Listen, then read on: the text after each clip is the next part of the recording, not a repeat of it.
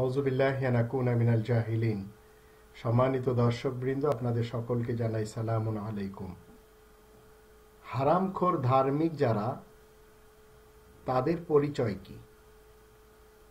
এই কোরআনের ভিতরে 28 নম্বর সূরা আল কসাসের 85 নম্বর আয়াতে আল্লাহ বলে দিয়েছেন, ইন্নাল্লাযী ফারাদা আলাইকাল কুরআন লা রাদ্দুকা ইলা মাআদ কুর রাব্বি আ'লামু মান জাআ বিল হুদা ওয়া মান হুয়া ফি দালালিম মুবিন। নিশ্চয় সেই সত্তা তোমার উপরে ফরজ করেছেন আল কোরআন। তিনি তোমাকে সাবেক জায়গায় ফেরত নিতে চান এবং তুমি বলে দাও, আমার রব খুব ভালো করে জানেন যে সত্যের সাথে চলাফেরা করে, সত্যের সাথে এসেছে, আর ওই ব্যক্তিকেও যে স্পষ্ট গুমরাহির মধ্যে রয়েছে। মুসলমানদের পীর, বক্তা, বাবা, হুজুর, ইহুদিদের রাব্বি, শিখদের পাঠী, সুন্নিদের কাহিন, খ্রিস্টানদের ফাদার, হিন্দুদের গুরু বলেন, সাধু বলেন, পুরোহিত বলেন, শিয়াদের মৌলবি বলেন এবং অন্যান্য যত বৌদ্ধদের সন্ন্যাসী বলেন, এরা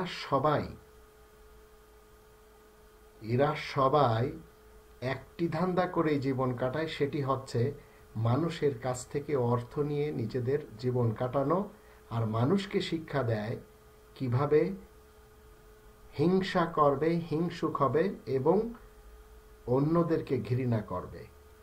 পুরা পৃথিবীর ধর্মের যারা এই বড় রয়েছেন, যত পৃথিবীর ধর্মের যারা হুজুর রয়েছেন, যারা ধর্মের মুরব্বী রয়েছেন, এদের সকলের একটি নেশা হলো নিজেদের জীবন কাটানোর জন্য তাদের বানানো যে সমস্ত ভক্ত, তাদের পকেট থেকে মাল বের করে নিজেদের পেটে আগুন ভরা এবং নিজেদের জন্য সেটা বৈধ করা, আর অন্যদের বিরুদ্ধে তার নিজ নিজ ভক্তদেরকে হিংসুক বানানো আমরা পুরা পৃথিবীতে দেখতে পাই।